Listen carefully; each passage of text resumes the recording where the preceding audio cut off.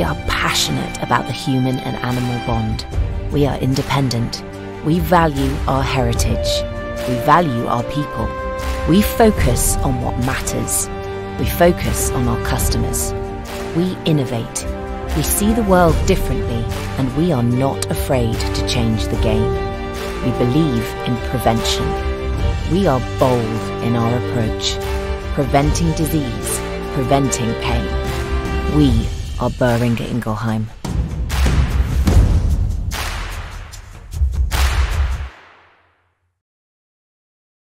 Olá, seja muito bem-vindo, agradeço a sua presença aqui nessa palestra, agradeço também muitíssimo ao convite da VetSmart e também da Boehringer Ingelheim para estar aqui falando para vocês de um assunto sobre o qual eu sou absolutamente apaixonado, que é a abordagem ao paciente cardionefropata.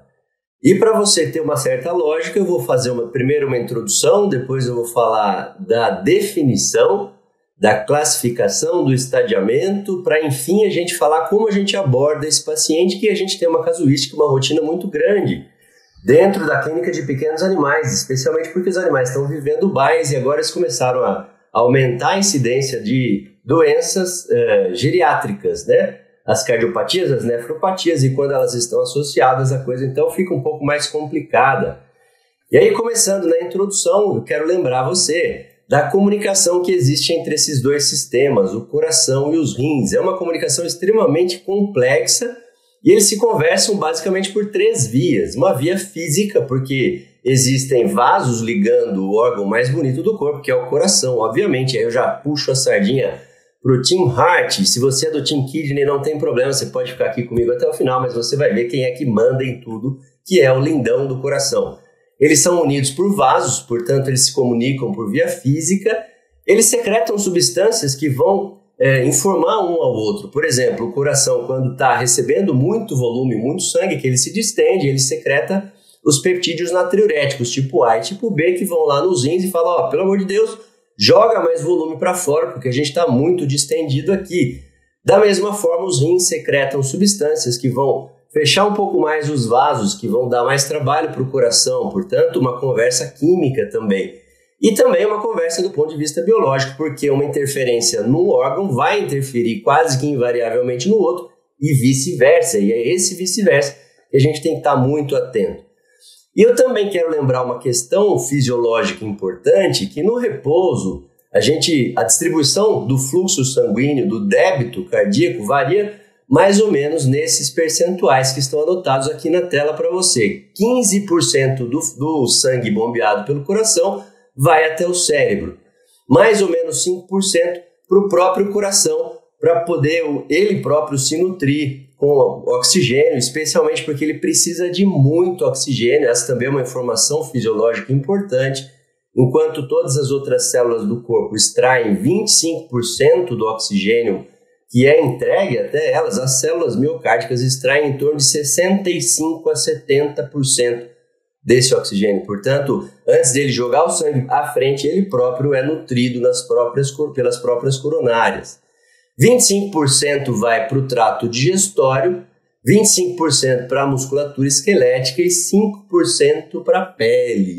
O sistema tegumentar, que é o maior do corpo, recebe uma quantidade de sangue muito pequeno, e aí os dermatologistas que me desculpem, mas precisa nutrir primeiro os órgãos de primeira necessidade. E se você está atento à minha fala, você percebeu que eu, de propósito, não falei quanto que os próprios rins recebem do débito cardíaco, 25%, ou seja, 1/4 do sangue bombeado pelo coração vai para os rins. Se você considerar a massa renal, em torno de 1 a 2%, do peso corporal total, é uma quantidade absurda de sangue e existe uma razão pela qual os rins recebem 1/4 do débito cardíaco e que, obviamente, você já sabe, é a função desses dois órgãos pequenininhos em manter a homeostasia do nosso corpo e do corpo dos nossos pacientes. Então, eu coloquei algumas das mais importantes aqui, você sabe que vai muito além disso, mas eles têm a função de manter o equilíbrio hidroeletrolítico, de manter o equilíbrio ácido básico para o funcionamento enzimático e celular, o controle a longo prazo da pressão arterial, que a gente vai falar bastante dela, também é dependente dos rins, porque Porque são eles que vão determinar quanto de volume que vai ser ejetado, que vai ser eliminado do corpo, quanto de volume vai ser retido em função da necessidade da distribuição do sangue. Portanto, os próprios rins controlam a pressão arterial a longo prazo. Controlam a osmolaridade, eles fazem glicose, eles secretam, metabolizam e excretam os hormônios, então é muito importante nesse aspecto também. Também participam da síntese da vitamina D e da síntese da eritropoetina, ou seja, embora sejam órgãos silenciosos e pequenos, por conta disso é que eles recebem 1/4 do débito cardíaco, porque eles têm uma função extraordinária na manutenção da homeostasia. Daí eu sei que o hashtag Team Kidney vai falar, tá vendo como os rins são muito mais importantes do que o coração? Qual é a função do coração?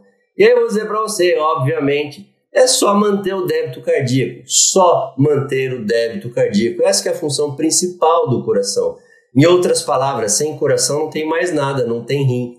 Não tem as adrenais que ficam ali coroando os rins. E eu sei que muitos dos nefrologistas usam esse argumento estapafúrdio para dizer que os rins são mais importantes, mais bonitos, porque são os únicos órgãos coroados por outros órgãos que são as adrenais. E eu digo para você que o coração é o único órgão que é abraçado pelos pulmões, de tão importante que ele é.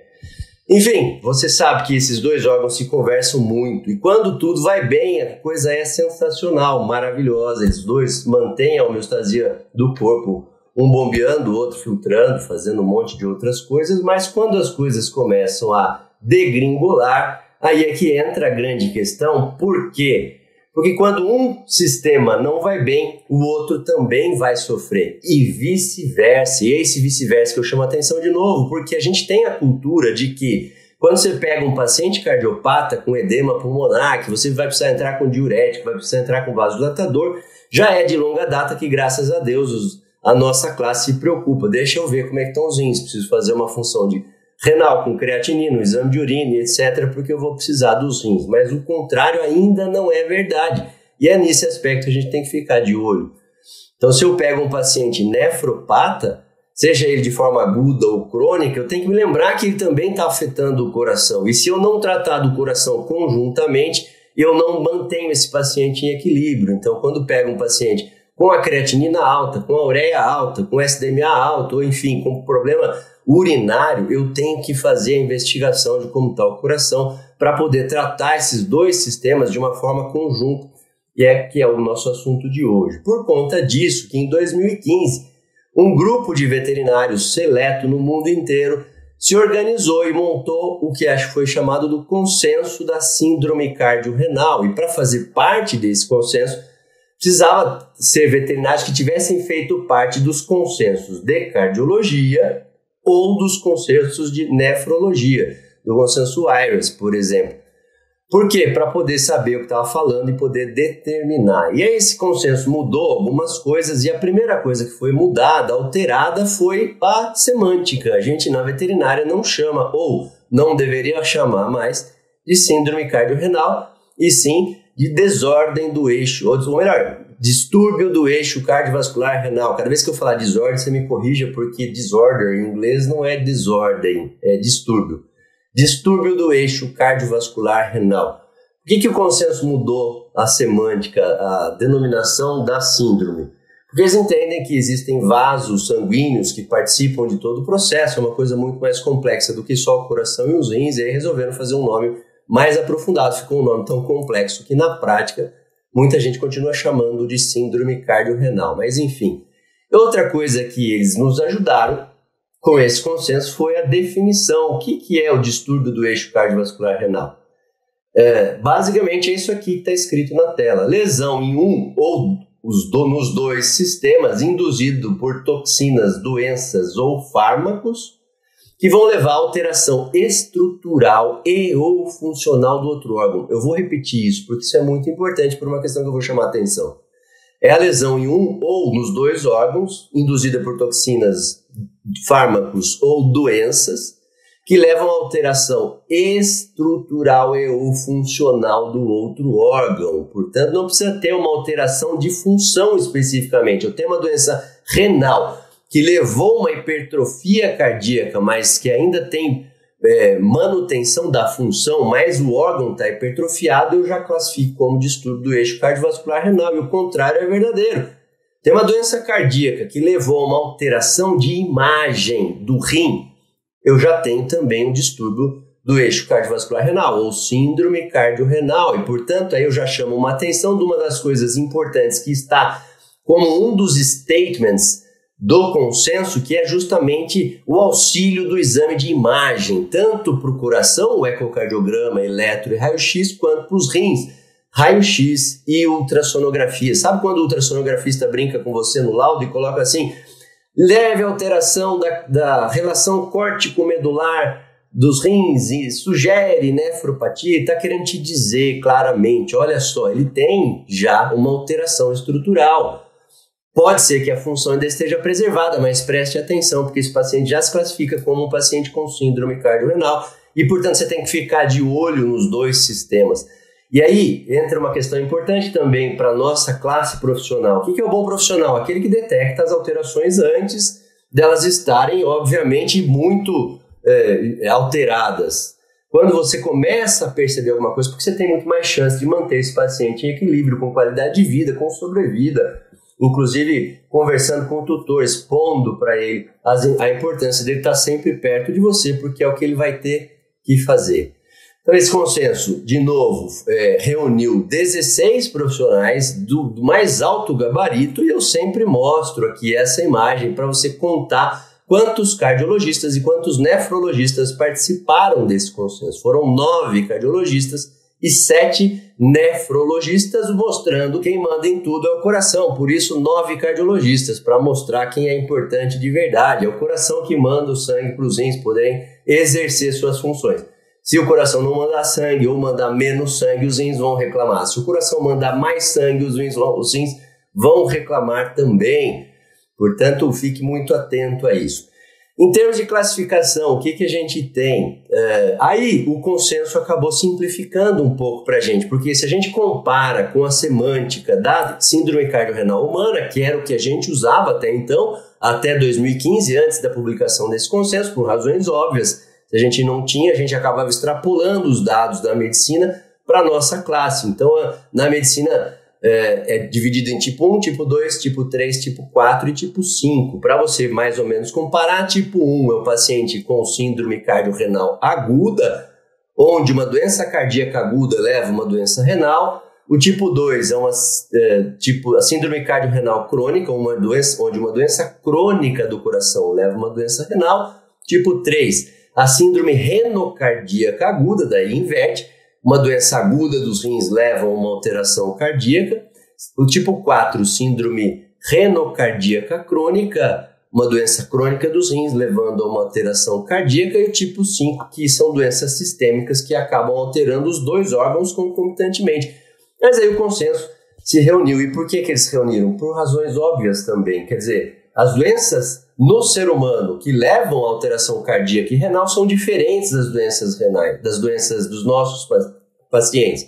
Então a gente acaba tendo que, não dá para extrapolar o dado, por isso esse consenso foi muito, muito útil e importante para a gente. Aí a classificação ficou basicamente em 3 tipos. Quando a doença primária é no coração, é chamado de distúrbio do eixo cardiovascular renal, H de heart. Portanto, aí você já sabe que quem ficou doente primeiro foi o coração, e essa doença no coração alterou os rins. Depois, o distúrbio do eixo cardiovascular renal do tipo K de kidney, rim em inglês, ou seja, uma doença renal que acabou levando a uma doença cardíaca.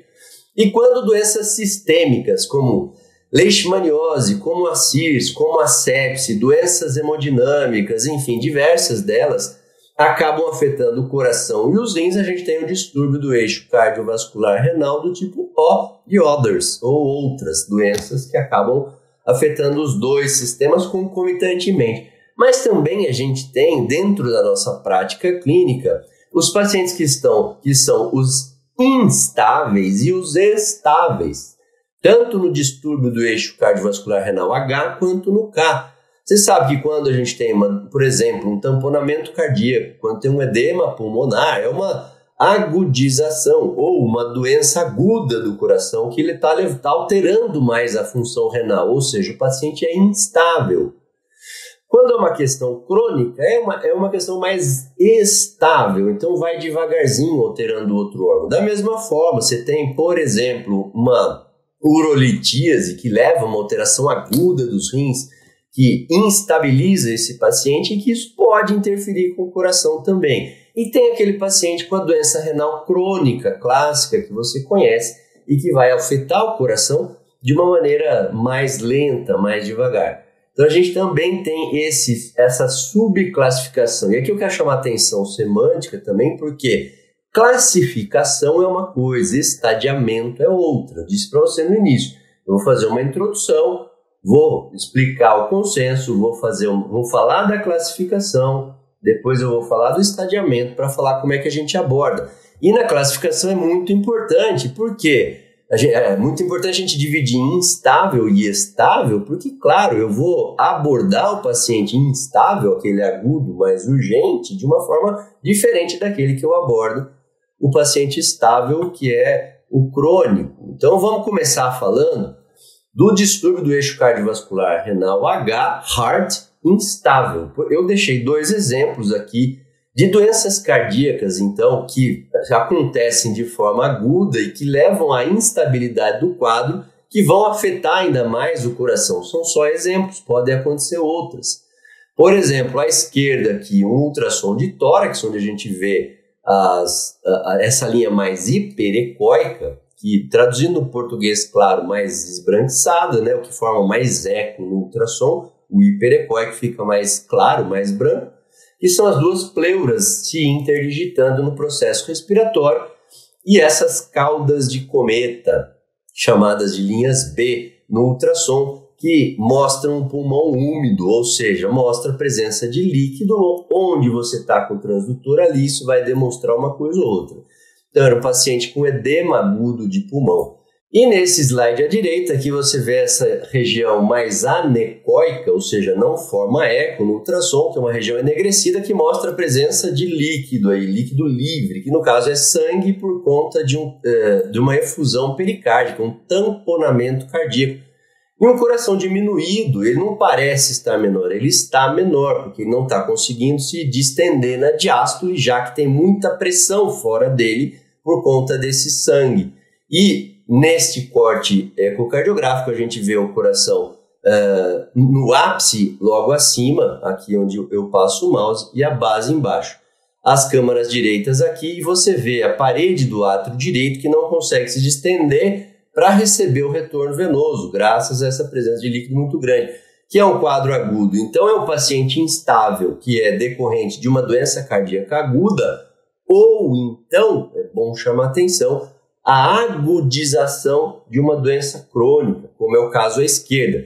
Já tinha um paciente com insuficiência cardíaca crônica que se agudizou, ou seja, descompensou, fez um edema agudo de pulmão, e aí, obviamente, que isso vai interferir muito na função renal, mas eu quero te explicar por quê, porque o grande diferencial do profissional é saber o porquê, saber o que eu estou entendendo, o que está acontecendo nesse processo. E aí eu venho com esse desenho aqui, onde você vê o órgão mais bonito do corpo ali, aquele em vermelho com as 4 cavidades, que é o coração, Team Heart, obviamente. Você vê ali o átrio direito, o átrio esquerdo, o ventrículo direito e o ventrículo esquerdo. Eu desenhei ali o que interessa. Então, do ventrículo esquerdo sai num único tubo, representando todo o leito arterial sistêmico, para ficar mais fácil de você entender. E esse único tubo chegando até um rim, um dos rins que está desenhado aí nesse marronzinho. Obviamente, dessa artéria renal vai ali se bifurcar, então você vai vendo a arteríola aferente, o tufo de capilares glomerulares envolvidos por aquela estrutura branquinha logo ali, que é a cápsula de Bowman. Depois, continuando o leito vascular renal, a gente tem a arteríola eferente. Depois da arteríola eferente, a gente vai ter os capilares peritubulares. Então, eu chamo a atenção que a vasculatura renal ela é extremamente complexa. É o único órgão do corpo que tem 2 leitos capilares. Todos os outros, O sangue entra pela artéria, penetra num capilar dentro da célula, vai sair por uma vênula e depois vai para o leito venoso. Os rins não, só eles querem ser diferentes. Então o sangue entra pela artéria renal, que é essa artéria maior no rim, vermelho ali, vai entrar nos glomérulos pela arteríola aferente, vai entrar nos capilares glomerulares para fazer pressão ali, para esse sangue poder então começar o processo de filtração. Como o sangue faz pressão nos capilares glomerulares, ele vai começar a filtrar para dentro da cápsula de Bowman, que vai percorrer essa estrutura em branco, que são os túbulos renais, para sair então pelo ureter. Enquanto isso, o sangue que entrou arteríola aferente, capilares glomerulares, arteríola eferente, capilares peritubulares, aí sim é que ele vai para um leito venoso e vai sair pela veia renal, nessa estrutura em azul, que obviamente vai se confluir cada vez para veias maiores e maiores e maiores, até chegar nas cavas cranial e caudal e desembocar ali no átrio direito. Eu simplifiquei isso para você entender, primeiro, como a vasculatura renal ela é extremamente complexa e por isso para o sangue perfundir os rins, então entenda essa questão hemodinâmica, precisa de que o sangue esteja pressurizado na medida certa, ele não pode estar nem muito alta essa pressão e nem muito baixa. Então, o que acontece nessa distúrbio do eixo cardiovascular renal do tipo H instável? Vamos lá, eu tenho uma doença cardíaca esquerda, uma insuficiência cardíaca esquerda, que leva à redução do débito cardíaco. Portanto, o ventrículo esquerdo começa a bombear menos quantidade de sangue. Lembra que os rins recebem 25% do sangue bombeado pelo coração. Se o ventrículo esquerdo bombeia menos, isso vai diminuir muito também a perfusão renal. E daí o que acontece? A gente vai ter o segundo passo, que é a azotemia pré-renal, ou seja, está chegando menos sangue nos rins. Se está chegando menos sangue nos rins, quando os rins penetram nos capilares glomerulares, a pressão que ele faz ali para se extravasar, para começar o processo de filtração na cápsula de Bowman e depois pelos túbulos, como essa pressão é menor, tem menor filtração. Mas aí ele começa a aumentar a taxa de creatinina. Não porque tem um problema no rim, mas porque está chegando menos sangue no rim. E daí? Se está chegando menos sangue no rim, obviamente que vai ter menos sangue nos capilares peritubulares, onde essa setinha dourada está mostrando. Daí se tem menos sangue nos capilares peritubulares, o que vai acontecer? Hipóxia das células dos túbulos. Então eu estou mostrando para você só a luz do túbulo, mas obviamente você sabe que existem as células compondo a parede do túbulo. Se ela não está sendo nutrida por sangue, porque está chegando menos sangue nos capilares peritubulares, meu amigo, essas células começam a morrer. E se elas morrem, elas caem dentro do próprio túbulo. E a gente vai para o outro passo, que é nessa outra setinha, no item 4. Eu vou tendo a morte com apoptose, com necrose dessas células que começam a percorrer a luz do túbulo. Se percorre a luz do túbulo, por isso que o exame de urina é importante, para eu saber se tem cilindrúria, especialmente epitelial, isso provavelmente é de morte aguda de célula. Isso te dá a luz de que esse paciente pode estar num quadro de distúrbio do eixo cardiovascular renal do tipo H instável. E isso, portanto, é um marcador. Além disso, dependendo da quantidade de células que morrem e que percorrem a luz do túbulo, pode formar uma rolha ali. O que é essa rolha? Litíase. Vai começar a formar...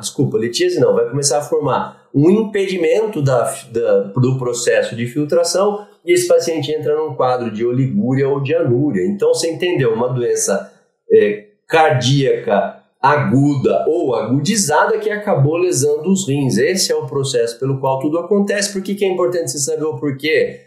Porque daí você sabe qual é o marcador disso. Começa a fazer exame de urina com mais frequência, porque isso vai te dar um monte de sinais importantes.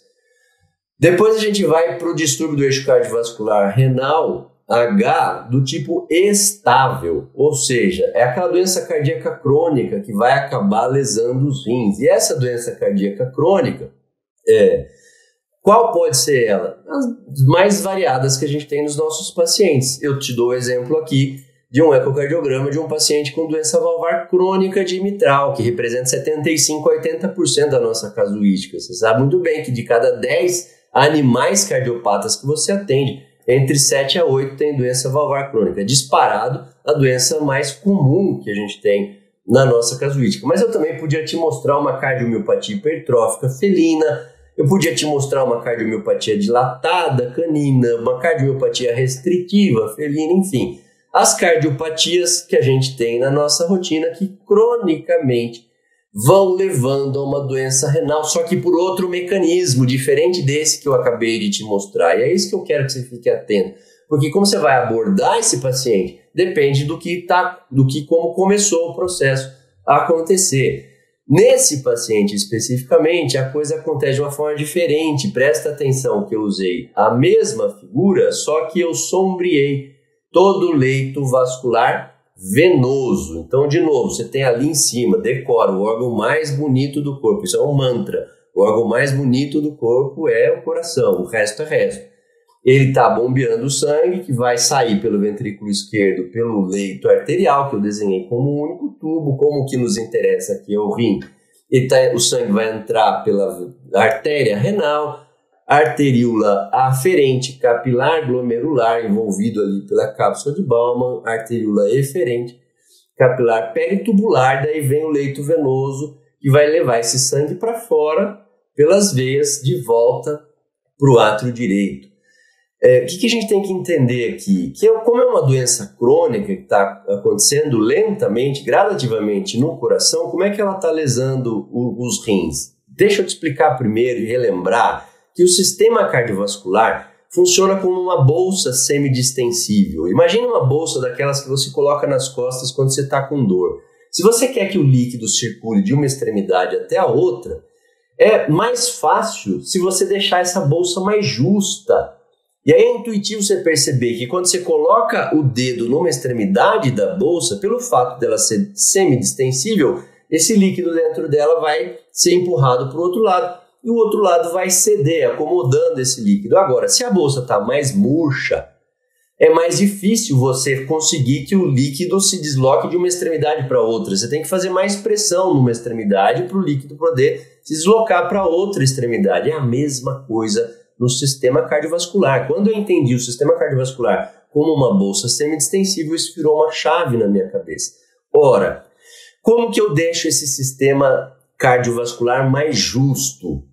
De duas formas. Ou eu coloco mais líquido dentro do sistema, ou eu deixo o sistema num tamanho menor. Como é que eu coloco mais líquido dentro do sistema? Eu posso fazer via exógena, com fluidoterapia, ou eu posso, o próprio organismo começa a reter mais volume, ou eu faço vasoconstrição. Deixei o sistema mais justo. Aí é que entra, que é o mecanismo de Frank-Starling. Quanto mais justo tiver o sistema, mais fácil o líquido circular de volta para o coração. Não é assim na bolsa que você coloca de água quente nas costas? Quanto mais justa ela está, quanto mais cheinha ela está, você aperta um dedo, o líquido se desloca para outra extremidade. O sistema cardiovascular é a mesma coisa. Quanto mais justo ele tiver, mais o sangue se desloca e volta para o próprio coração. Mais o coração se distende, com mais força ele se contrai, mais ele ejeta. Portanto, quem controla o débito cardíaco não é o próprio coração,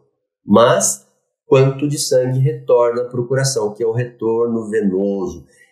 Parêntese, eu estou fazendo uma breve explicação da fisiologia cardiovascular mais linda do mundo, para você retomar esses conceitos, para poder entender como é que uma doença cardíaca crônica altera os rins. Isso entendido, vamos lá, recuperando o raciocínio. O sistema cardiovascular é uma bolsa mais justa, é uma bolsa semidistensível, quanto mais justa ela tiver, mais o sangue se desloca, mais o coração se distende, mais ele contrai, mais ele ejeta. Agora vamos para esse paciente aqui que está com insuficiência cardíaca congestiva crônica, ou seja, cronicamente o ventrículo esquerdo não está conseguindo bombear esse sangue adiante. Todas as células do corpo começam a sentir falta, ativam mecanismos compensatórios, sistema renina-angiotensina-aldosterona, que faz o quê? Vasoconstrição e retenção de volume. Sistema nervoso simpático, vasoconstrição. Hormônio antidiurético ou arginina vasopressina, o que ele faz? Vasoconstrição retém volume. Em outras palavras, o sistema cardiovascular está tentando ficar mais justo. Todos os mecanismos compensatórios, não. 95% dos mecanismos compensatórios estão deixando o sistema cardiovascular mais justo, fazendo vasoconstrição, diminuindo o tamanho da bolsa e retendo volume, para chegar mais sangue no coração, distender mais, contrair mais e bombear mais. Aí é que eu quero chegar com você. Esse volume extra de sangue que está sendo reabsorvido vai parar em algum lugar do sistema. Que lugar do sistema que ele para? Nas veias, que são leito de complacência. Por isso eu fiz essas veias toda rachuradinha aqui. Esse é um termo da minha época, hein? Todo pintadinho aí. Ele está mais largo e todo rachurado. Ou seja, esse volume de sangue que é reabsorvido no processo tentando compensar a insuficiência cardíaca vai ficar nas veias. O que acontece com a pressão nas veias? Sobe. E aí entra uma outra questão hemodinâmica. O que garante que o sangue entre pela artéria renal, perfunda toda essa complexidade de vasos nos rins e saia pela veia? Diferença de pressão. A pressão na artéria renal é muito maior do que a pressão na veia renal. Retrocede a fita, mas agora o organismo está retendo volume e esse volume está sendo acomodado no leito venoso. O que está acontecendo com a pressão nas veias? Subindo. O que está acontecendo com o gradiente de pressão entre artéria e veia? Diminuindo. Se está diminuindo, o que é gradiente? Diferença. Se está diminuindo essa diferença, então o sangue tem mais dificuldade de percorrer o leito vascular renal. Arteríola aferente, capilar glomerular, arteríola eferente, capilar peritubular, porque lá na veia tem muito sangue, então está difícil para ele percorrer tudo isso. Se está difícil percorrer, daí entra uma outra questão maravilhosa se entender de fisiopatologia, que é a seguinte, presta atenção nesse desenho, eu não consigo marcar com o meu mouse aqui, mas presta atenção, o que está em branco dentro do rim são os túbulos, então o líquido ali está sendo filtrado dos capilares glomerulares, está começando a formar a urina. E aí, parte desse ultrafiltrado que está nos túbulos, nas cavidades branquinhas, tem que sair dos túbulos e ir para os capilares peritubulares para ser reabsorvido. Para o rim poder dar conta de manter osmolaridade, de manter equilíbrio ácido-base, de manter pressão arterial, de manter todas aquelas funções que eu recordei com você no segundo slide. Por quê? Porque tem muito líquido na veia. Então, obviamente, que o sangue do capilar peritubular não consegue penetrar na veia. E aí, o líquido que deveria sair dos túbulos renais nessa estrutura esbranquiçada para ir para o capilar peritubular ser reabsorvido, não reabsorve. Começa a aumentar a pressão no capilar, nos túbulos renais. E aí começa a ter uma alteração das células tubulares, das células dos rins. Eu vou te dar um outro dado. Para cada 1 milímetro de pressão arterial que aumente nos túbulos renais, nessas estruturas branquinhas, porque o líquido não consegue sair dali e ir para os capilares peritubulares, porque as veias estão cheias de sangue, cada 1 milímetro de pressão aumentada nos túbulos diminui a pressão nos capilares glomerulares, aquele ali na cápsula de Bowman. Se diminui a pressão ali no sangue, deixa de ter filtração. Então eu começo a ter alteração renal. E esse processo vai acontecendo. Daí, como diminui a filtração, o rim começa a fazer o quê? Opa, eu preciso filtrar mais, eu não estou conseguindo filtrar mais. Ele pega e ativa o sistema renina-angiotensina-aldosterona. E aí começa a fazer vasoconstrição generalizada. E aí começa a aumentar a pressão arterial. E aí começa a piorar o próprio problema cardíaco. Então eu vou tendo as duas questões ali associadas. Então um problema crônico no coração alterou os rins, que piorou o coração, que piorou os rins. E entender isso é muito importante. Aí dentro disso eu ainda vou ter a diminuição da função tubular, por essa razão que eu já terminei de explicar. E aí a gente vai para a próxima, que é o distúrbio do eixo cardiovascular renal do tipo K, instável, que costuma ser iatrogênico. Como assim? Por excesso de fluidoterapia ou por excesso de volume ou por excesso de velocidade na fluidoterapia. Então você já tem um paciente nefropata, você começa a carregar demais na fluido, ou se ele ainda não é nefropata, você vai levar iatrogenicamente a um problema renal. Ou então, quando você tem um problema cardíaco, que é um problema renal, você tem já os dois, um problema cardíaco e um problema renal, descompensa o problema renal, então você tira o diurético para não ferrar o rim e você faz fluido, porque esse rim está com problema e isso acaba piorando o próprio coração. Então, um problema renal instável que acaba levando a um problema cardíaco também. Aqui um exemplo de um Yorkshire que era hipertenso e estava sendo mal conduzido porque estava com excesso de medicação. Esse excesso de medicação para hipertensão acabou lesando muito mais o rim, ele acabou explodindo os níveis de ureia e creatinina, o nível de potássio, e acabou prejudicando o coração, evoluindo para um quadro de um ritmo chamado de ritmo sino-ventricular. Eu não esqueço desse paciente, porque a tutora perguntava assim para mim durante o exame: doutor, por que de vez em quando o senhor frisa a imagem do eco? Eu disse: eu não friso. O coraçãozinho dele que dá uma hibernada mesmo, pela hipercalemia, que, como você vê no eletro embaixo, são diversas derivações. A de baixo aqui, essa aqui é a derivação 2, mais longa, você vê que não tem onda P precedendo os complexos QRS, ele está num ritmo completamente bradicárdico, que é chamado de ritmo sino-ventricular por conta da hipercalemia, por conta de uma doença renal mal conduzida e que acabou descompensando. E por último, o distúrbio do eixo cardiovascular renal CAD-kidney estável. Daí são aquelas doenças renais crônicas que você também está acostumado a pegar na sua rotina quase todo dia, pelo menos toda semana, e que você vai tendo alterações renais que, por conta disso, vai tendo ativação do sistema renina-angiotensina-aldosterona cronicamente, que culmina com a formação aumentada de angiotensina 2, que faz vasoconstrição, vai levar ao aumento da volemia, e tudo isso aumenta a pressão arterial. Por quê? Quando a gente lembra da fórmula da pressão arterial, a pressão arterial é igual ao débito, que é o volume, vezes a resistência vascular periférica. Nesse caso, eu tenho as duas coisas, aumento da volemia e aumento da resistência vascular periférica. Esse aumento de pressão arterial se traduz numa forma bem simplista do desenho aqui, de novo, o órgão mais lindo do corpo acima, o segundo órgão mais lindo do corpo abaixo, que é o rim, ou os rins. Então, eu vou tendo uma vasoconstrição. Aí você imagina o seguinte: esse ventrículo esquerdo tem que bombear uma quantidade de sangue adequada. De novo, os rins recebem 25% do sangue, do débito cardíaco. Por quê? Para poder exercer toda a função homeostática que ele tem.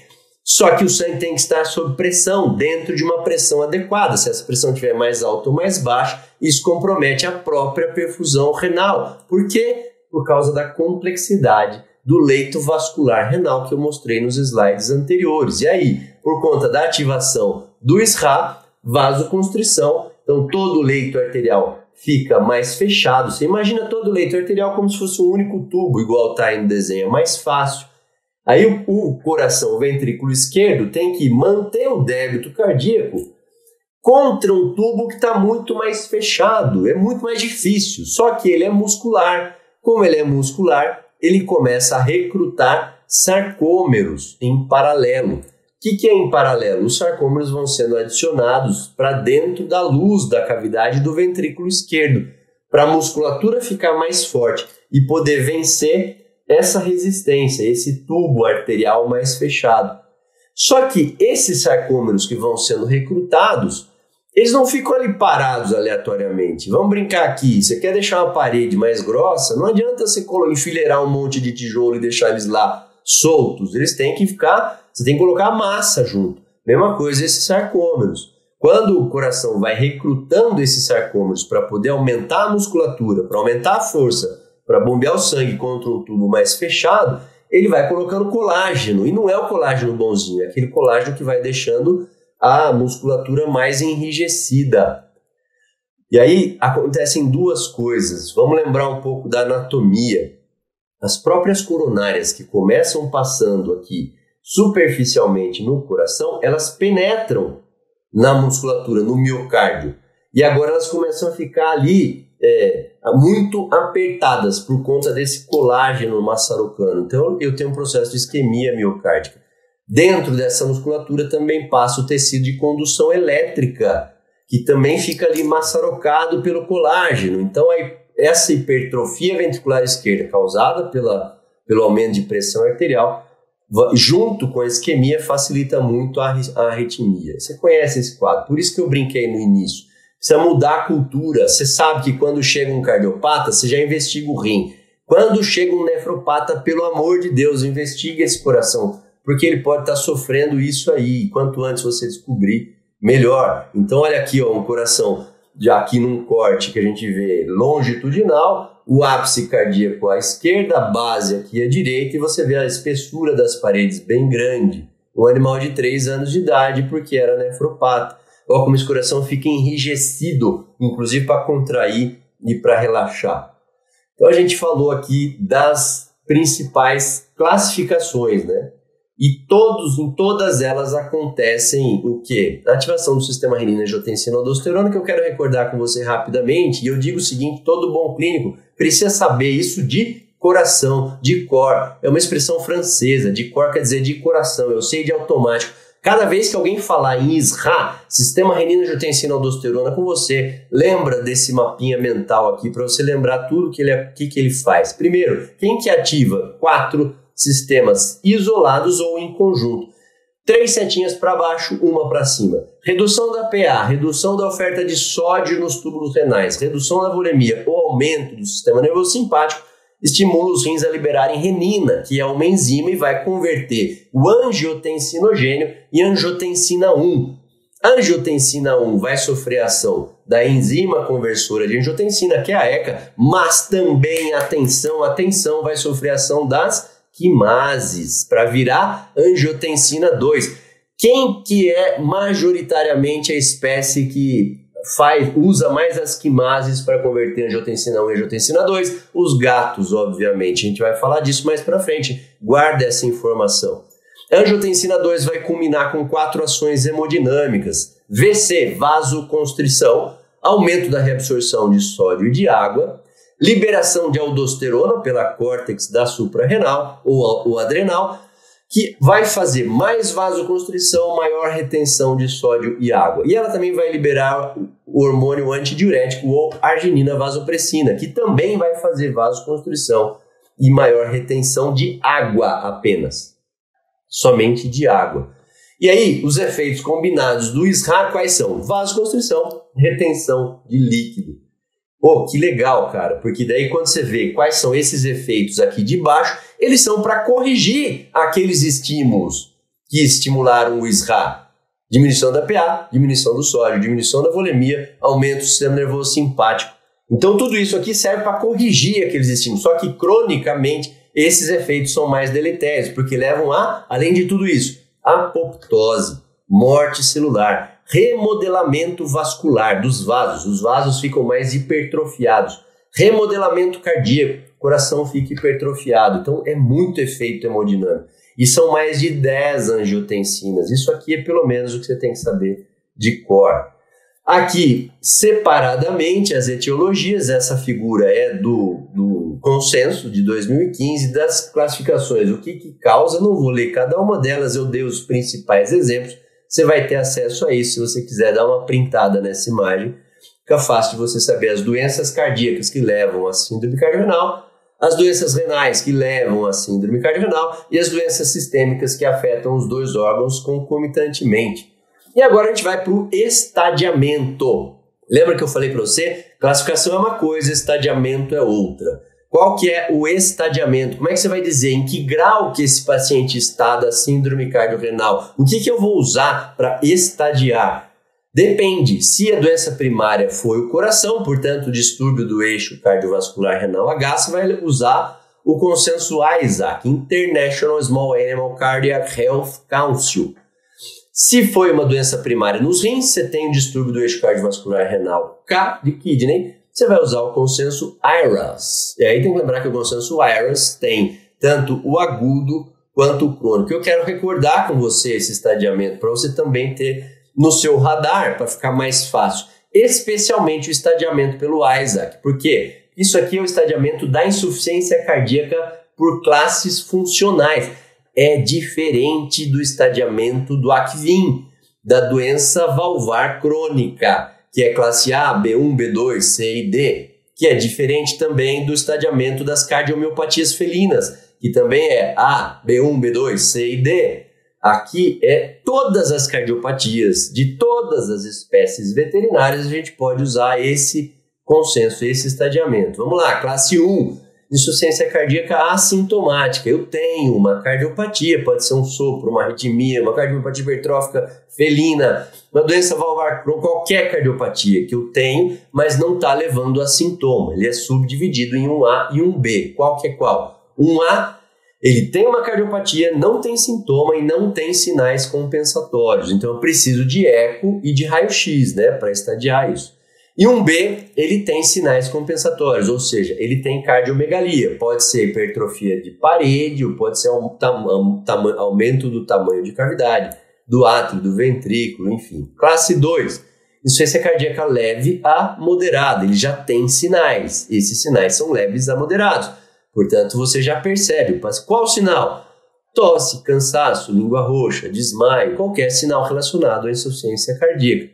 Então, ele já é classe 2, só que é leve ainda. E a classe 3, quando ele já tem uma doença mais avançada ou severa, ou seja, os sinais são mais avançados. O leigo já percebe. Doutor, ele está com a barrigona grande, porque está retendo líquido. Doutor, ele está parando com o cotovelo assim, está respirando com dificuldade. O leigo já percebe com muita clareza. Aí essa classe também é subdividida. 3A, eu faço tratamento doméstico. Ó, senhor tutor, tá aqui a receitinha, trata em casa. Classe 3B eu não posso fazer isso. Tem que hospitalizar. Porque se eu fizer isso, esse paciente pode morrer no caminho. Então aí você já sabe que distúrbio do eixo cardiovascular renal do tipo H, de heart, doença primária é no coração. Como é que você vai estadiar? Pelo Isaac. É assim, classe 1A, 1B, 2, 3A ou 3B. E se for do tipo K de kidney, daí você vai usar o consenso IRAS, que pode ser a lesão renal aguda, e aqui eu também chamo a questão semântica, que a tradução é acute kidney injury, só que injury não é injúria, é lesão, a gente chama de lesão renal aguda. É dividido aqui em 5 classes a partir do nível de creatinina comparado com a descrição clínica. Então a classe 1, o paciente não é azotêmico, a creatinina está dentro de valor normal. Mas como assim? Ó, você sabe que para a creatinina aumentar, precisa ter perda de em torno de 60% nos gatos e 70% nos cães da massa renal. Você está perdido para ter essa questão. Então ele não é azotêmico, mas ele já é classe 1. Então como é que eu vou saber? Você vai usar a descrição clínica. Ó, você tem uma lesão renal aguda documentada pelo histórico, pela clínica, pelo exame de imagem, sabe o ultrassom que eu falei lá no início? Peça mais ultrassom para te ajudar nesse processo. Ou ele tem uma alteração de laboratório, ou ele já está num processo de oligúria, anúria e responde a volume. Então você já sabe que ele está num processo agudo. Ou quando a creatinina começa a aumentar 0,3 miligramas por decilitro ou mais nas primeiras 48 horas desse paciente. Portanto, você precisa dosar mais de uma vez. Você tem que estar bem perto desse paciente. Ou quando você tem uma oligúria, ou seja, um débito urinário menor do que 1 ml quilo-hora nas primeiras 6 horas. Depois ele vai para a classe 2, que daí ele já tem uma azotemia leve, já está nesse valor, que eu também não vou ficar lendo, 1,7 a 2,5 mais ou menos. Clinicamente, ele também tem uma alteração aguda documentada, valem os mesmos processos que eu mencionei da classe 1. Da classe 3, ele já está moderadamente azotêmico. Na classe 4 e 5, a creatinina já subiu muito. Esses valores você também precisa ter de coração, ou então imprime isso, deixa ali para você, do lado do seu computador, para você pegar uma colinha ali, para você poder pegar o exame de urina na frente do tutor e já ajudar nesse estadiamento. conversar com o tutor sobre estadiamento ajuda, porque você está dando razão para ele, para explicar por que você precisa fazer diversos exames, por que ele precisa estar ali sempre com você. A gente tem um consenso na veterinária chamado consenso WIRES, depois traduz o WIRES para ele e fala, ele está nessa classe porque ele está com a creatinina, mostra o exame, porque isso é importante para o tutor saber. E eu também preciso lembrar que dentro desse processo agudo, que é o que pode ir acontecendo nessas imagens que o WIRES fez bem bonitinho, didática para a gente, esse paciente pode se manter depois num processo crônico. Então, também tem que acudir o quanto antes para não deixar chegar nessa cronicidade. E a classificação da doença renal crônica. São 4 estágios a partir dos níveis de creatinina, a partir dos níveis de SDMA. Esse aqui já é o atualizado, porque o SDMA você sabe que apareceu como um herói no início, depois não se mostrou assim tão contundente para poder precocemente nos falar sobre a função renal, mas ainda dá para usar dentro desses critérios. Os valores estão aqui, então estágio 1, o paciente também é não azotêmico, a creatinina está dentro do normal para cão e gato. Você tem um aumentozinho já do SDMA. No estágio 2, 3 e 4, os níveis de creatinina e SDMA também vão subindo. Então você precisa ficar atento a esses valores. Aqui também precisa lembrar que no processo crônico, ele precisa ser subestadiado por 2 outros fatores. O primeiro, a proteinúria, que a gente vê pela UPC, que é a razão proteína-creatinina. Você está dividindo o valor da proteína urinária pela creatinina urinária. E aí você vai ter, ele é não proteinúrico quando a UPC dá até 0,2, borderline entre 0,2 e 0,5 em cães e proteinúrico maior do que 0,5. Em gato muda só o valor intermediário quando ele está borderline entre 0,2 a 0,4. E quando que ele vai ser proteinúrico? Quando ele tiver com a UPC maior do que 0,4. E ainda o subestadiamento da pressão arterial, que aí, embora esteja aqui nesse slide também, eu trouxe para você o próprio consenso da hipertensão arterial sistêmica, também atualizado, que mostra que a pressão sistólica no paciente normotenso ela é menor do que 140 milímetros de mercúrio. O paciente é considerado pré-hipertenso quando a pressão sistólica está entre 140 e 159, moderadamente hipertenso com a pressão sistólica entre 160 e 179 e severamente hipertenso quando essa pressão está igual ou maior a 180 milímetros de mercúrio. Tem um algoritmo no consenso da hipertensão para você seguir quando o paciente está estressado. Essa é uma pergunta muito comum. A pressão deu mais alta, mas ele estava estressado. Como é que eu sei se é hipertenso mesmo ou se é pelo estresse? Tem um algoritmo para ser seguido, que não cabe colocar aqui por uma questão de tempo, mas vale a pena também você ter esse consenso. Ele tem disponível na internet, se você precisar, pode me chamar que eu tenho o maior prazer em fornecer para você, inclusive, porque é muito importante você saber isso. E aí, esse próprio consenso organizou esse organograma, que eu acho maravilhoso, onde você vê aqui, a disfunção cardíaca progressiva acima e a disfunção renal progressiva abaixo. E como que esses 2 órgãos vão lesando um ao outro quando um deles não está bem.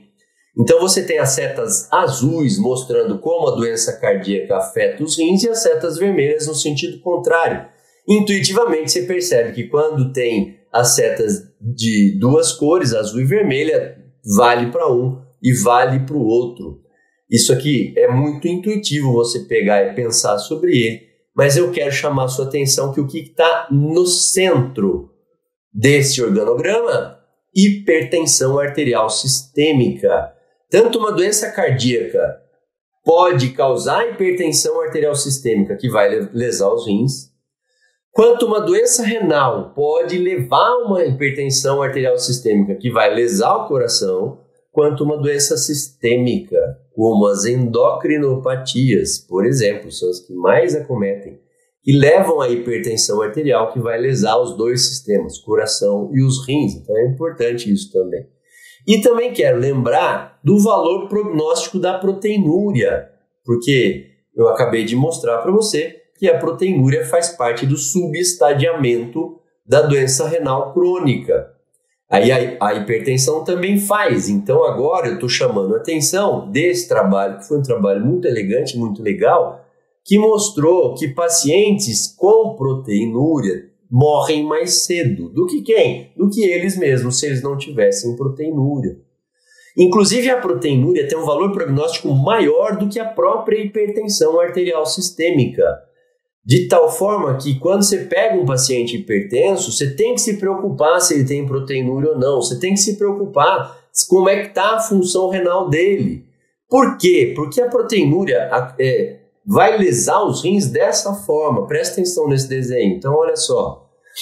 Logo acima, o sangue entrando nos rins, no glomérulo, pela arteríola aferente, ele vai passar pelo capilar glomerular, ele vai fazer pressão ali nesse capilar para começar o processo de filtração. E aí você vai ter essas bolinhas amarelinhas, que é o processo de filtração do ultrafiltrado, o começo da formação da urina. E o sangue que não vazou para a cápsula de Bowman vai sair pela arteríola eferente e capilar peritubular. Só que a proteinúria, o que acontece? No paciente que está hipertenso, quando o sangue entra com muita pressão no glomérulo, ele faz muita pressão no capilar glomerular. Então você imagina uma bexiga, que aqui na minha terra a gente chama de bexiga, eu sei que a gente chama de balão, de festa de criança, que você passou um talhozinho com estilete ali. Se você esticar esse balão, esse talho vai aumentar. Onde eu quero chegar? E se o sangue entra com muita pressão no glomérulo, ele faz muita pressão no capilar glomerular, estica muito a parede do capilar glomerular. Começa a vazar coisa que não devia, por exemplo, proteína. Ah, mas tem um escape natural de proteína? Tem, não é zero absoluto. Mas quando a pressão está aumentada, isso piora.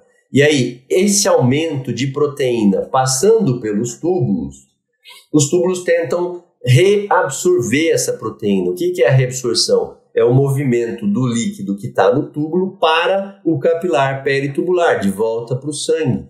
Porque 80% das células são constituídas de proteína. Então, os túbulos começam a perceber, cara, tem muita proteína aqui, vamos reabsorver. Isso muda a alteração morfológica das células tubulares, que entram no processo de apoptose, necrose e de fibrose. Por isso que a proteinúria tem um valor prognóstico.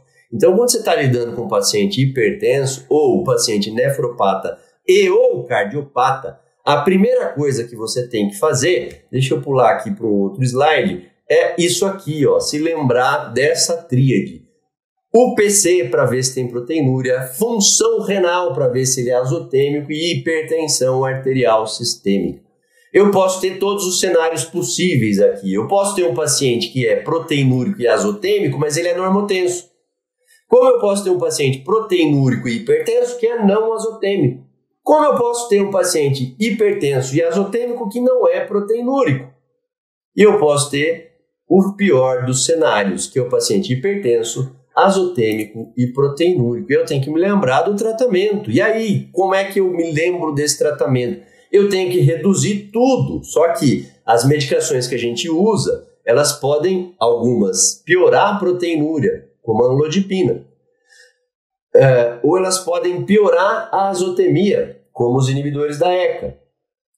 Mas os inibidores da ECA melhoram a proteinúria. Então é uma combinação de fatores, que é isso que eu queria te mostrar nesse outro slide, especialmente do bloqueador do receptor da AT1, da angiotensina. Aqui entra uma questão semântica que a gente tem que cuidar pelo seguinte: a gente fala de angiotensina 2. A angiotensina 2 vai sensibilizar dois tipos de receptores, AT1 e AT2. A angiotensina 2 sensibiliza AT1 e AT2. São os nomes dos receptores. Os receptores que, quando ativados, têm efeitos deletérios, são os receptores AT1. Por isso que as medicações que são bloqueadoras da AT1 bloqueiam isso. Vamos entender essa dinâmica aqui agora. O sangue entra na arteríola aferente, passa pelo capilar glomerular, faz pressão ali. Uma parte disso extravasa para a cápsula de Bowman e vai percorrer os túbulos. O que não extravasou vai sair pela arteríola eferente. Então, quem manda na filtração renal é a dinâmica da porta de entrada e porta de saída. arteríola aferente e arteríola eferente. Concorda que se entrar muito sangue, fazendo muita pressão pela porta de entrada, isso vai pressionar mais os capilares glomerulares e vai aumentar a filtração? Concorda que se eu fechar a porta de saída, eu também vou manter o sangue fazendo mais pressão nos capilares glomerulares e também vai aumentar a filtração? Então é essa dinâmica. E algumas substâncias abrem porta de saída, abrem porta de entrada, abrem porta de saída, fecham porta de saída. E nisso os rins conseguem controlar o quanto de sangue é filtrado. Então a angiotensina 2, quando sensibiliza a receptor AT1, ela causa a constrição da arteríola eferente. Fechou a porta de saída, o sangue entra na porta de entrada, arteríola aferente, ele vai ficar pressionando aqui o capilar glomerular. Isso vai aumentar a filtração, porque ele está com dificuldade de sair, já que a porta de saída está mais fechada. E aí entra o inibidor da ECA. E aí tanto os bloqueadores dos receptores da angiotensina 2 quanto os inibidores da ECA, eles, por bloquearem a angiotensina 2, como é o caso, por exemplo, do telmisartan, ele vai causar dilatação da arteríola eferente, então reduz a pressão glomerular. Por isso que melhora a proteinúria. A diferença do bloqueador do receptor AT1, que bloqueia a angiotensina 2, como o telmisartan, por inibidor da ECA, é que o inibidor da ECA em gatos não funciona tão bem, porque os gatos convertem a angiotensina 1 e a angiotensina 2 por outras vias, que são as vias quimases. Então, é essa importância hemodinâmica e farmacológica que a gente precisa ter em mente. Esse trabalho mostrou exatamente isso. Foi uma comparação do telmisartan com o benazepril, que é um inibidor da ECA, que mostrou similaridade, só que ele tem um efeito muito maior, especialmente nos gatos. Por quê? Porque os gatos convertem a angiotensina 1 e a angiotensina 2 por outras vias. Então você entra com o inibidor da ECA, ele melhora no início, só que depois ele volta a piorar, enquanto o bloqueador do receptor bloqueia o sistema como um todo e funciona muito melhor. Além disso, eles também têm uma segurança e uma eficácia no tratamento antihipertensivo dos gatos, como esse trabalho que é mais recente, de 2018, mostrou. Por isso que o telmisartan chegou para ficar dentro da nossa rotina veterinária, que especificamente é o Semintra, que é comercializado e industrializado pela Boehringer, que é bastante... ganhou o cenário do tratamento nos felinos, tanto de proteinúria quanto de hipertensão arterial, por conta disso. E aí, entrando nas considerações terapêuticas do paciente cardionefropata, por que é desafiador? Porque não é uma síndrome onde você entra com o tratamento e melhora. Você tem que observar individualmente os pacientes. E aí a gente entra num jogo de xadrez pelo seguinte: pensa no tratamento do paciente cardiopata. O que ele requer? Diminuição de volume, porque o organismo está retendo volume para deixar o sistema mais justo. E ele está usando diurético. Você precisa de diurético para fazer isso. Só que o diurético vai aumentar a lesão renal. Além disso, você também precisa de uma ingestão proteica muito mais específica, porque o cardiopata tende a ter caquexia. E você também precisa bloquear o sistema renina-angiotensina-aldosterona, que, embora melhore o processo de proteinúria, no paciente nefropata com consenso Weyers mais avançado, pode levar à piora do quadro. Então você tem que tomar cuidado.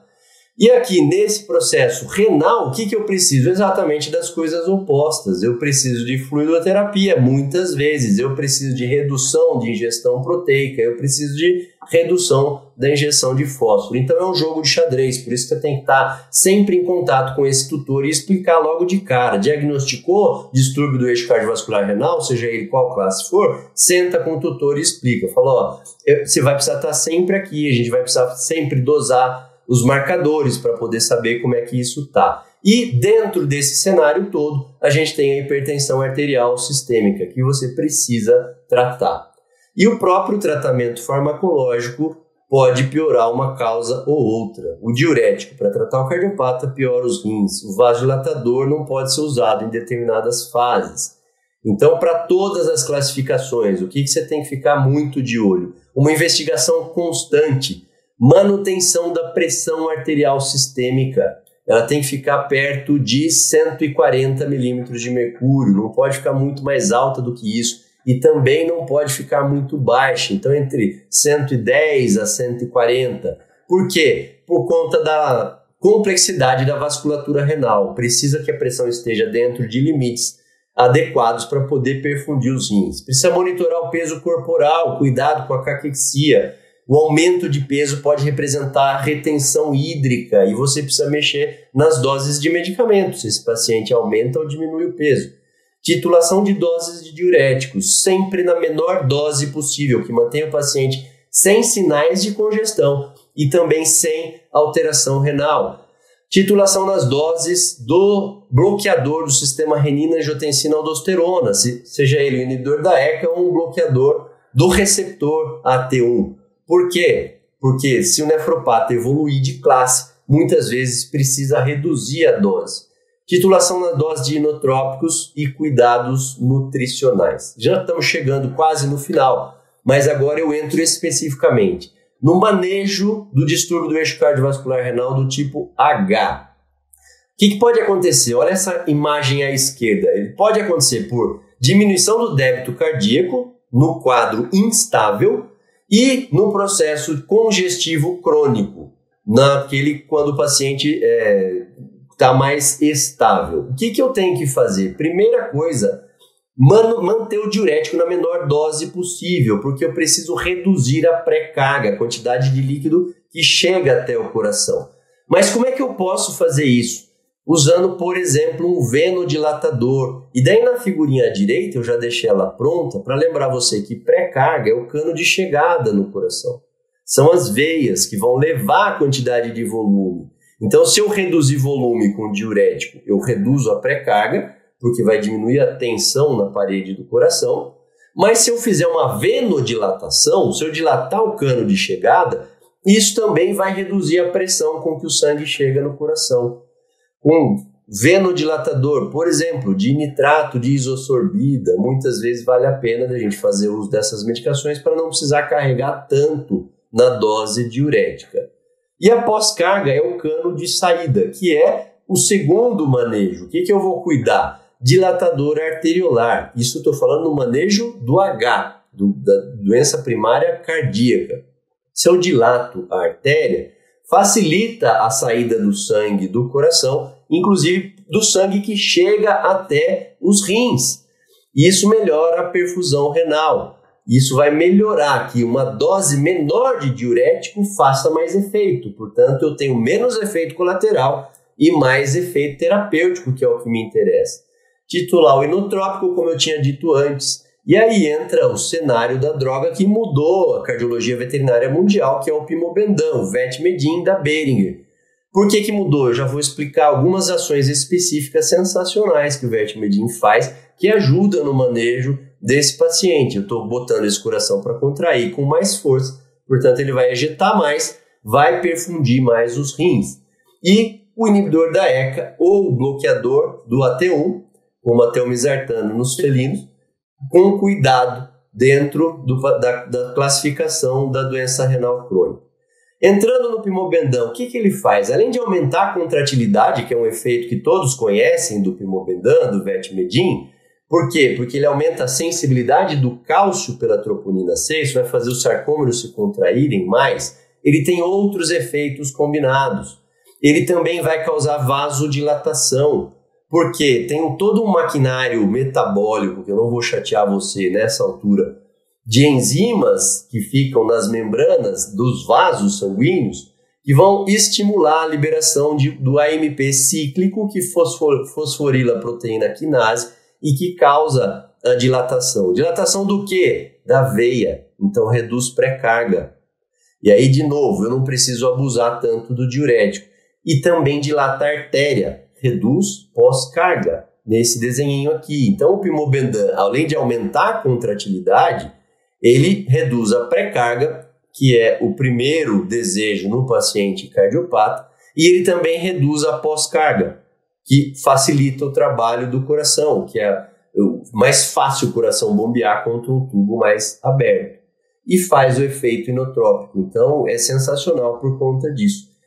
Lembrando que na doença valvar crônica já tem indicação para classe B2, ou seja, o paciente assintomático com cardiomegalia, porque ele tem esses efeitos combinados que vão reduzir a resistência vascular periférica sem alterar a pressão arterial. Por quê?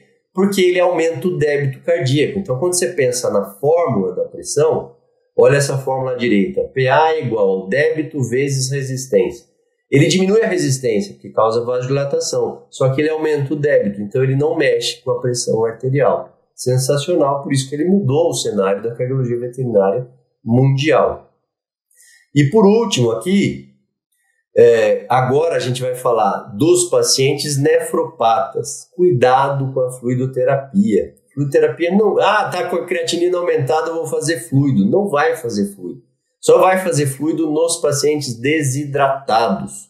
Esse paradigma já foi quebrado há algum tempo. E aí, se ele é cardiopata também, a gente está falando da síndrome cardiorrenal do tipo K de kidney, o que acontece? Se eu faço fluido nesse paciente, eu posso exagerar a quantidade de líquido que está chegando no coração. Então, ao mesmo tempo que eu faço fluido no paciente desidratado, eu tenho que cuidar de sinais clínicos, de extensão venosa jugular, edema de membro, ascite, frequência respiratória. Por quê? Porque ele pode, obviamente, descompensar o próprio coração. Então, a fluidoterapia tem que ser muito bem calculadinha.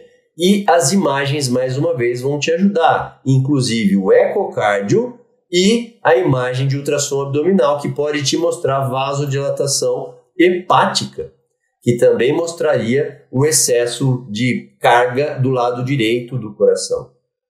E aí, para finalizar, os diuréticos na menor dose possível, desde que o paciente se mantenha sem congestão, eles somatizam nefrotoxicidade com vasodilatadores, incluindo os inibidores da ECA. Então, se o paciente mudou de classe, de consenso IRAS, ele estava na classe 3, foi para a classe 4, precisa reduzir a dose do diurético e ou a dose do vasodilatador e ou a dose do inibidor da ECA, porque não adianta nada eu melhorar o coração e piorar o rim.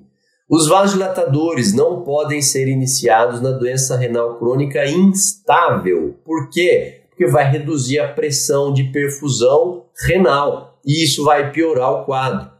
Não pode administrar nos pacientes desidratados. Inclusive, se o paciente está desidratado, no momento da hospitalização, a indicação é retirar o inibidor da ECA até que ele melhore e voltar com o inibidor da ECA 1 ou 2 dias depois que ele ficou estável.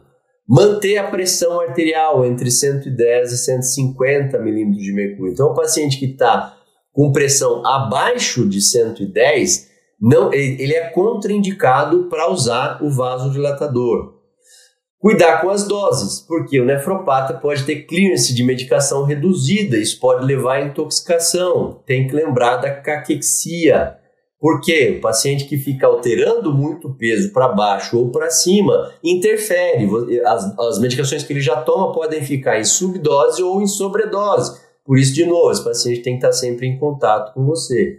Cuidado na acidose metabólica e na hipoalbuminemia, porque muitas dessas drogas que a gente usa se ligam à proteína. Se o paciente está hipoproteinêmico, ele pode se intoxicar com essas medicações.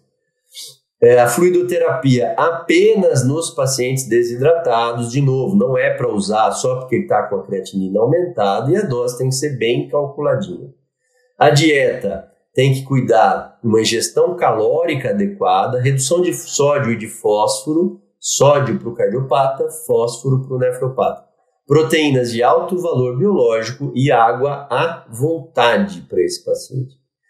E monitorar a função renal 3 a 5 dias após cada mudança de protocolo. Alterou dose de qualquer coisa, tem que fazer exame de novo para ver função renal, para ver pressão arterial, exame de urina com o PC para saber se tem proteinúria ou não, eventualmente até ultrassom. Exame de imagem ajuda muito. Cuidado, monitorar o peso de novo e os eletrólitos de maneira geral.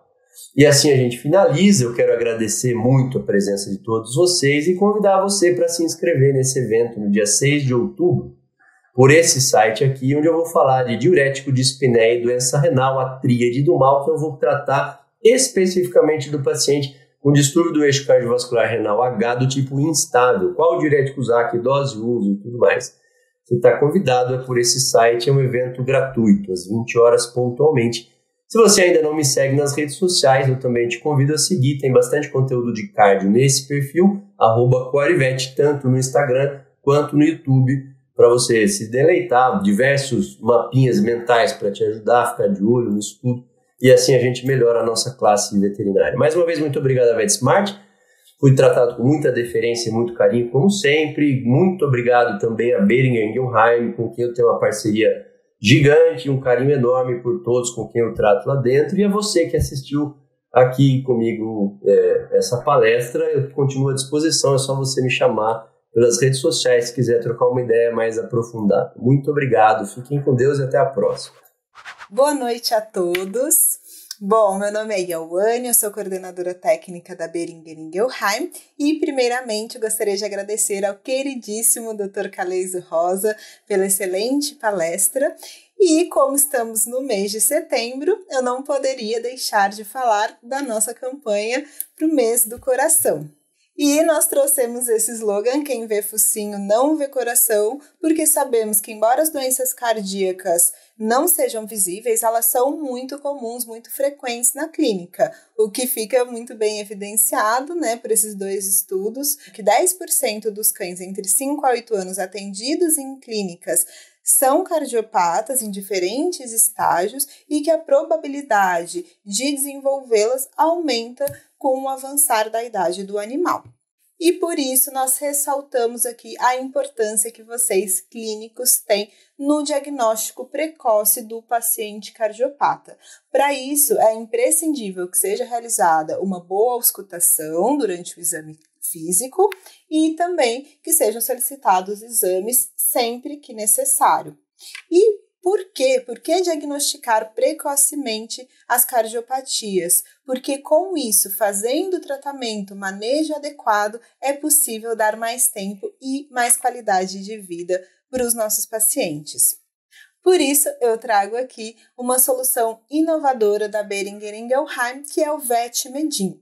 O seu princípio ativo é o Pimobendan, que é um inodilatador de ação dupla, ou seja, ele tem esse efeito inotrópico positivo, aumentando a força de contração e também propriedades vasodilatadoras potentes, vasodilatando tanto artérias quanto veias. Ele é indicado para o tratamento de insuficiência cardíaca congestiva causada por insuficiências valvares, e vocês clínicos não só podem, como devem indicá-lo para aqueles pacientes em estágio B2, que, relembrando, são aqueles pacientes que apresentam sopro, apresentam cardiomegalia, porém ainda não apresentam sintomas, e isso ficou evidenciado no trabalho EPIC, que foi um grande divisor de águas na cardiologia. E por que começar a tratar esse paciente em estágio B2? Porque ficou claro nesse estudo que é possível sim a gente dar mais tempo de vida para esse paciente e também prolongar o período pré-clínico. E, além disso, o VetMedin também é indicado para tratamento da cardiomiopatia dilatada. A dose dele é de 0,25 mg a cada 12 horas. Aqui temos também o intervalo, né, possível, entre 0,2 e 0,6 mg, caso seja necessário fazer algum ajuste de dose de acordo com a clínica do paciente. A apresentação temos de 1,25 mg e de 5 mg em comprimidos mastigáveis e sulcados. Cada frasco contém 50 comprimidos e ele tem validade de 3 anos. E para a gente fechar, então, o VetMedin ele tem efeito duplo, pode ser utilizado em monoterapia ou em combinação com outros fármacos, prolonga significativamente a vida em pacientes com doença valvar mitral e cardiomiopatia dilatada, retarda a insuficiência cardíaca congestiva da cardiomiopatia dilatada quando administrado na fase assintomática, prolonga o período pré-clínico da doença valvar mitral em até 15 meses. Além disso, é fácil de administrar, pois tem comprimidos mastigáveis e sulcados.